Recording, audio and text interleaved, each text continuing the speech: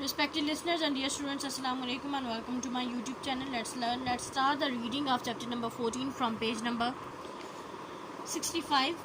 Chapter है हमारा national unity and freedom movement, यानी कौमी इत्तेहाद और आज़ादी के लिए जो भी तहरीकें चलाई गई वो. After the fall of Mughal Empire, followed by the defeated in the War of Independence, Muslims lost their power and status. Mughal empire को जब जंग आज़ादी में, जो जंग आज़ादी 1857 की जंग आज़ादी हुई थी, उसमें शिकस्त के बाद मुग़ल एम्पायर जो मुग़लिया सल्तनत थी वो ज़वाल पजीर हुई, जिसमें मुसलमानों ने अपना वक़ार और अपनी रियासतें और अपनी ताकतें सब कुछ खो दिया, ख़त्म हो गया. They did not at this time help themselves as they rejected the education, and the British had also belatedly set up, यानी जो उस वक़्त मुसलमान हैं जो मज़ीद ज़वाल पजीर हुए, मज़ीद उन्होंने पस्ती की तरफ गए, यानी उस टाइम पे मुसलमान अपने आप को संभाल ना पाए. मुसलमानों ने बिल्कुल एजुकेशन से, तालीम से बिल्कुल मुंह मोड़ लिया. जो ब्रिटिश बरतानवी लोग थे वो ज़बरदस्ती जानबूझ के उन्होंने बर सगीर में अपने जो कदम हैं वो जमा लिए. The Hindus seize the opportunity and expecting education took over all the important position and the power in industry and the civil services. जो हिंदू हैं उन्होंने जितनी भी मुसलमानों के लिए जितनी भी अपॉर्चुनिटीज़ थी, जितने भी मौके थे, वो सारे के सारे जो उनसे हैं सीज़ के रोक दिए, यानी वो सब के सब जो उनसा है उन्होंने अंग्रेज़ की चापलूसी करके अपने लिए जो उनसा है वो सेट कर लिए. बहुत सारी जो उनसी पावरफुल पोजीशंस थी, बहुत सारी एजुकेशन के हवाले से, इंडस्ट्री के हवाले से, सिविल सर्विसेज के हवाले से जो भी अहम पोजीशंस थी, ओहदे थे, वो सब के सब जो सा है वो हिंदुओं को दे दिए गए थे. मुसलमानों के पास कुछ भी नहीं था. However, there are some enlightened Muslims like Sir Syed Ahmad Khan and Ali brothers and Allama Iqbal who realized the plight of their situation. लेकिन इसके साथ साथ अगरचे बहुत सारी ऐसी शख्सियात भी थी जो कि रोशन ख्याल मुसलमान थे, जिनमें सर सैयद अहमद खान शामिल हैं, अली ब्रदर्स हैं, यानी मौलाना शौकत अली और मौलाना जौहर अली, ये भाई शामिल हैं, अल्लामा इकबाल हैं, जिन्होंने मुसलमानों की इस हालत पे गौर किया, इस बदतर हालत पे, और उसको बेहतर बनाने की कोशिश की. These leaders contributed to the awakening of the Muslims internationally and in giving back to them their sense of pride and purpose. इन रहनुमाओं ने मुसलमानों की बेदारी में और बैनुल अक़वामी सतह पर मुसलमानों की बेदारी की कोशिशें की, और बैनुल अक़वामी सतह पर मुसलमानों को जो मुसलमानों का जो प्राइड था, जो मकसद, और मुसलमानों का जो मकसद और फ़ख्र था, उसको बहाल करने की कोशिशें की. इसमें हम पहली शख्सियत को जो पढ़ रहे हैं वो हमारी हैं जमालुद्दीन अफ़ग़ानी. 1838 to 1897 इनका ड्यूरेशन है. One of these figures was Jamaluddin Afghani, यानी उन तमाम शख्सियात में जो कि बहुत रोशन ख्याल मुस्लिम थे, जो कि फ्यूचर के लिए परेशान थे, जो कि मुसलमानों को जगाना चाहते थे. उनमें जमालुद्दीन अफ़ग़ानी एक है उनमें से. born in Iran and educated in Afghanistan, जो ईरान में पैदा हुए और अपनी सारी तालीम अफ़ग़ानिस्तान में हासिल की. he travelled widely to the Muslim world and Europe.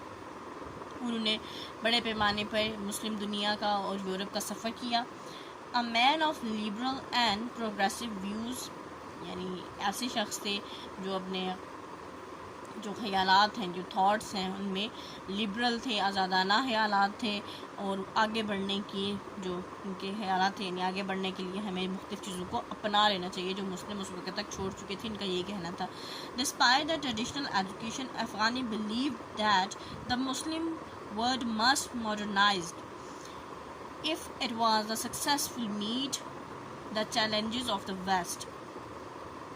یعنی جمال الدین افغانی کا یہ کہنا تھا، یہ ماننا تھا کہ مسلمانوں کو جو روایتی تعلیم ہے وہ حاصل کرنے کے ساتھ ساتھ مسلمانوں کو جو جدید تعلیم ہے اس کو بھی حاصل کرنا چاہیے، تاکہ جو مغرب کی طرف سے جو چیلنجز، جو مشکلات درپیش ہیں ان کا مقابلہ کیا جا سکے۔ Muslims need to learn new technologies and science, یعنی مسلمانوں کو نئی جو ٹیکنالوجی ہے اور سائنس کا علم ہے وہ حاصل کرنا چاہیے، وہ حاصل کرنا مسلمانوں کی ضرورت ہے۔ And look forward to better future instead of looking back at a glorious past, یعنی اپنے بہتر مستقبل کے لیے آگے بڑھ کے کام کرنا چاہیے، بجائے اس کے کہ ہم جو ہمارا جو عظیم ماضی گزرا ہے بس اس کی طرف ہم دیکھتے رہیں، اس کی یادیں ہم اس کو یاد کرتے رہیں۔ جمال الدین Afghani believed in pan-Islamism, uniting all the Muslims into a single community, the Ummah۔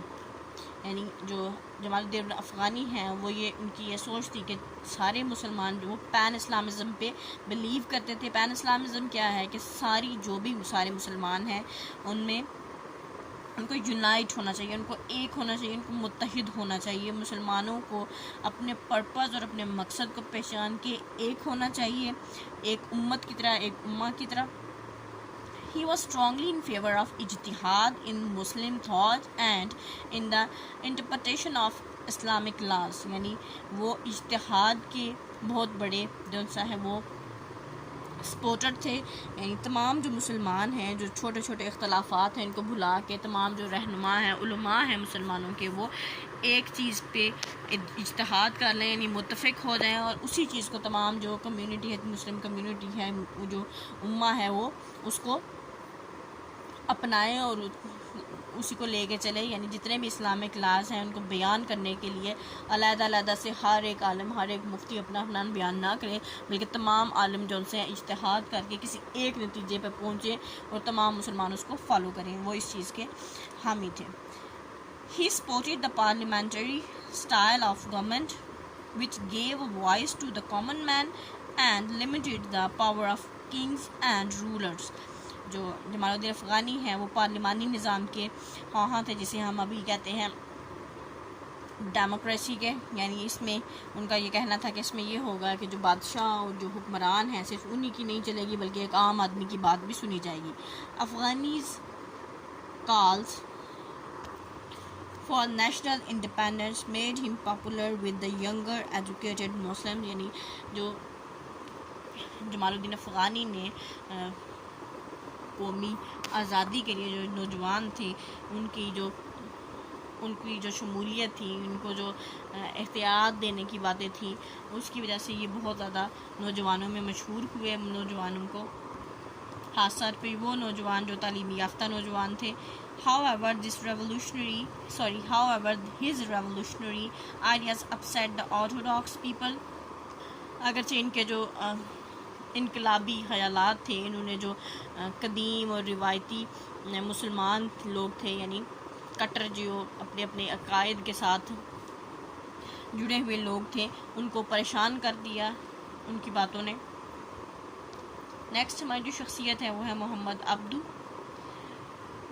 1859 to 1905 ان کا ایرا ہے، ڈیوریشن ہے۔ Another influential personality was Muhammad Abdu, whose revolutionary ideas made him a leading Muslim figure۔ ایک اور جو اثر انگیز شخصیت ہیں وہ محمد عبدو ہیں، جو کہ جن کے انقلابی خیالات ہیں انہوں نے مسلمانوں میں ایک جانا پہچانی جو شخصیت ہے ان کو بنا دیا۔ He was an Egyptian scholar who was strongly influenced by Jamaluddin Afghani, whom he had met during his stay in Paris as a student۔ یعنی جو محمد عبدو ہیں یہ ایک مصری اسکالر تھے جو کہ جمال الدین افغانی سے بہت زیادہ امپریسڈ تھے، بہت زیادہ انفلوئنس تھے، متاثر تھے جمال الدین افغانی سے اور ان کے آئیڈیاز سے، اور یہ ان سے ملے تھے پیرس میں ایک طالب علم کے طور پہ جب وہاں پہ وہ تعلیم حاصل کر رہے تھے۔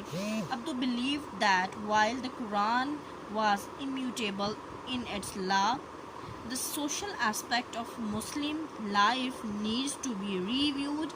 This can be described as ijtihad۔ یعنی جو محمد عبدو تھے، ان کا یہ خیال تھا، ان کا یہ ماننا تھا کہ جو قرآن کے جو لاز ہیں یعنی قرآنی قوانین ہیں جو وہ نہ ختم ہونے والے قوانین ہیں، یعنی ہمیشہ کے لیے ہیں، کبھی بھی وہ ختم نہیں ہو سکتے، وہ قیامت تک ویسے ہی رہیں گے۔ اس لیے اس اسپیکٹ کو ہمیں، اس چیز کو مسلمانوں میں لانے کے لیے ہمیں اجتہاد پہ ان کا زور تھا، یعنی ہر شخص اپنے طور پہ اس کی انٹرپریٹیشن نہ کرے بلکہ علماء آپس میں اس چیز کو سولو کریں اور ایک اجتہاد شدہ بات جو ان سا ہے وہ مسلمانوں کو بتائی جائے، جس پہ تمام علماء متفق ہوں اور مسلمان اس چیز کو فالو کریں۔ Abdu's views were very progressive. He believed in the importance of education for Muslim to move forward.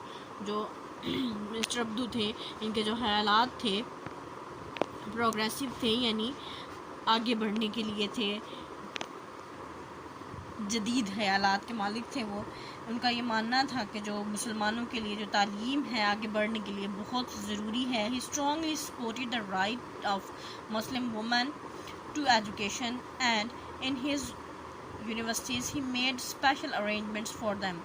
جو محمد عبدو تھے وہ مسلمان عورتیں تھیں جو ان کی تعلیم پہ، خاص طور پہ ان کی تعلیم کے سپورٹر تھے، ان کو سپورٹ کرتے تھے کہ جو عورتیں ہیں ان کو بھی تعلیم حاصل کرنی چاہیے۔ اس کے لیے انہوں نے اپنی یونیورسٹی میں، جو انہوں نے یونیورسٹی بنائی تھی، اس میں خصوصی انتظامات کیے تاکہ عورتیں تعلیم حاصل کر سکیں۔ محمد عبدو finally became a Grand Mufti and a member of Supreme Council of Al-Azhar University in Cairo.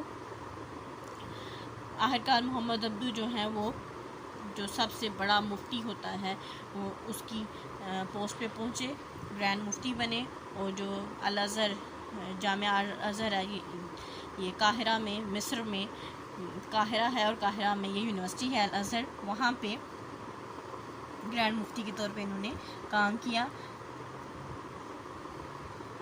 His influence was very strong, especially among the younger students. Abdu died in Egypt in 1905. ان کا جو اثر ہے، یعنی بہت اثر انگیز شخصیت تھے، خاص طور پہ نوجوان جو طلباء تھے ان کے لیے۔ جو اب مسٹر عبدو ہیں وہ 1905 میں مصر میں انتقال کر گئے تھے۔ نیکسٹ جو شخصیت ہیں وہ ہماری ہے مولانا محمد علی جوہر، 1878 to 1931 ان کا ایرا ہے۔ مولانا محمد Ali Jauhar was a writer and a courageous journalist. مولانا محمد علی جوہر جو تھے وہ ایک لکھاری تھے اور ایک بہت جرأت مند جو ان سا ہے صحافی تھے۔ Just before World War I 1914 to 18 یعنی 1914 سے 18 تک جو پہلی عالمی جنگ ہوئی تھی اس سے کچھ عرصہ پہلے he started a famous weekly magazine called Comrade. انہوں نے ایک بہت مشہور ایک ہفتہ وار میگزین جو ان سا ہے وہ نکالا جسے کامریڈ کہا جاتا ہے، ٹو اویکن مسلم پولیٹیکلی، تاکہ مسلمانوں کو سیاسی طور پہ بیدار کیا جا سکے۔ In 1915 he published an article which said the Turks were right to fight the British. انہوں نے 1915 میں ایک آرٹیکل لکھا ایک اخبار میں جس کا جو لب لباب تھا، جس کا جو موضوع تھا وہ یہ تھا کہ جو ترکی کے لوگ ہیں وہ جو برطانیہ سے جو لڑ رہے ہیں وہ حق پہ ہیں، یعنی خلافت کی لڑائی اس وقت شروع ہو چکی تھی، عثمانیہ خلافت کو ختم کرنے کی کوششیں جاری تھی، اور مولانا محمد علی جوہر اس بات پہ ان کو سپورٹ کر رہے تھے ترکیوں کو کہ وہ جو اپنی خلافت کو بچانے کے لیے جو لڑائی کر رہے ہیں برطانیہ کے ساتھ وہ بالکل ٹھیک کر رہے ہیں۔ It was a relatively harmless article, but the British were furious and had him imprisoned. جو یہ ایک بہت ہی ایسا آرٹیکل تھا جو جس سے کسی کو کوئی نقصان نہیں پہنچا تھا، لیکن پھر بھی جو برطانوی لوگ تھے، کیونکہ انڈیا میں اس وقت برطانوی راج قائم تھا، انہوں نے وہ بہت زیادہ جو ان سا ہے طیش میں آگے بہت زیادہ پرجوش تھے، اس لیے انہوں نے مولانا محمد علی جوہر کو جیل میں بند کر دیا۔ They were afraid that the Muslim soldiers fighting for them in the Middle East would object to fight fellow Muslims. یعنی وہ اس لیے جو برطانوی لوگ تھے، جو برٹش لوگ تھے، وہ اس وجہ سے خوف زدہ کہ اگر یہ اس قسم کے آرٹیکلز چھپتے رہے تو وہ لوگ جو مشرق وسطیٰ میں اپنے مسلمان بھائیوں سے لڑنے گئے ہیں وہ اس بات پہ اعتراض کریں گے کہ وہ اپنے جو مسلمان بھائی ہیں ان کے خلاف نہیں لڑیں گے۔ Actually, because of incompetence on the part of their British officers, the Indian army had suffered terrible losses in the war against the Turks. یعنی جو اصل میں جو برٹش آفیسرز تھے وہ اتنے انکمپیٹنٹ، وہ جو ان سے کمپیٹنٹ نہیں تھے، انکمپیٹنس تھے یعنی اس قابل نہیں تھے. ان کی جو نااہلی ہے اس نے جو انڈین آرمی ہے جو انڈیا کی طرف سے گئی تھی لڑنے کے لیے ترکوں کے خلاف، اس میں ان کو بہت زیادہ نقصانات ہوئے. In what is now Iraq, یعنی وہاں پہ اب عراق ہے، عراق بھی پہلے سلطنت عثمانیہ کا حصہ تھا. برٹش آرمی نے وہاں پہ لڑنے کے لیے اب انڈین آرمی کو بھیجا تھا، جہاں پہ عثمانیوں کے خلاف لڑتے ہوئے ان کو کافی مزاحمت ہوئی اور جو انڈین آرمی ہے اس کو کافی بڑے نقصانات سے بھی گزرنا پڑا. In particular the battle of Kout, some 6,000 soldiers including Muslims were captured by the Turks. یعنی جو ترک لوگ تھے انہوں نے تقریباً جو کوت میں جو جنگ ہو رہی تھی اس میں تقریباً 6,000 جو سپاہی تھے ان میں مسلمان بھی شامل تھے، ان کو قیدی بنا لیا، جنگی قیدی بن گئے. Of these only 1,000 survived the brutal treatment given by the captors. یعنی جنہوں نے ان کو قید کیا تھا انہوں نے ان کے ساتھ بہت ہی برا سلوک کیا. اس سلوک کے بعد جو ان سا ہے وہ تقریباً 1,000 لوگ ایسے تھے جو بچے تھے 6,000 میں سے. مولانا جوہر واز ریلیزڈ ان 1919، یعنی 1919 میں مولانا محمد علی جوہر کو چھوڑا گیا تھا. Then he started a new magazine in Urdu, Hamdard, which tried to give Muslims political education. اس کے بعد انہوں نے رہا ہونے کے بعد انہوں نے ایک اور اردو میگزین سٹارٹ کیا جس کا نام ہمدرد رکھا گیا، تاکہ مسلمانوں کو سیاسی طور پہ ایجوکیٹ کیا جا سکے، سیاسی تعلیم دی جا سکے، مسلمانوں کو سیاسی بیداری آئے مسلمانوں میں. He supported the Khilafat movement which hoped that some peaceful agreement could be reached between Muslims and Hindus. انہوں نے جو تحریک خلافت چلی تھی، یعنی جب سلطنت عثمانیہ کی خلافت ٹوٹنے لگی تھی اس وقت برِ صغیر پاک و ہند کے لوگوں نے تحریک خلافت جو سٹارٹ کی تھی، یعنی خلافت کی کے حق میں جو سا ہے ایک تحریک سٹارٹ کی تھی. اس کے سپورٹر تھے مولانا محمد علی جوہر. ان کی یہ امید تھی کہ کوئی ایک ایسا معاہدہ، ایک پرامن معاہدہ ہندوؤں اور مسلمانوں کے درمیان میں ہو جائے گا. In 1930 he attended his first round table conference in London with Mr. Jinnah. 1930 میں انہوں نے جو پہلی راؤنڈ ٹیبل کانفرنس ہوئی تھی لندن میں جو مسٹر جناح کی سربراہی میں، اس میں انہوں نے حصہ لیا. مسٹر جناح کے ساتھ ہی انہوں نے پارٹیسپیٹ کیا اس میں. But was very sick and died the following year in London. لیکن وہ بہت بیمار پڑ گئے اور اسی سال وفات ہو گئی ان کی لندن میں. During his illness he had willed that he be buried in بیت المقدس، جو کہ یروشلم میں واقع ہے. اپنی بیماری کے دوران انہوں نے یہ وصیت کی تھی کہ ان کو بیت المقدس میں دفنایا جائے. For he did not want to return to the slave country. اس وجہ سے کہ وہ یہ چاہتے تھے کہ وہ ایک غلام ملک میں دفن نہیں ہونا چاہتے، واپس نہیں جانا چاہتے. He was buried there accordingly. اور ان کو وہیں پہ دفنایا گیا تھا بیت المقدس میں ہی، جس طرح سے ان کی وصیت تھی اسی طرح سے. یہ یہاں پہ لاسٹ میں ایک پکچر ہے جس میں مولانا محمد علی اور ان کے جو بھائی ہیں شوکت علی، انہوں نے ترکی سپاہی والا لباس پہنا ہوا ہے تاکہ ان کو سپورٹ کر سکیں تحریک خلافت کو، یعنی اس کو سپورٹ کرنے کے حق میں انہوں نے جو ان سا ہے یہ جو خلافت کے جو سپاہی تھے ان کا یونیفارم زیب تن کیا ہوا ہے. اس کو یہاں سٹاپ کریں گے. بیسٹ آف لک اینڈ اللہ حافظ.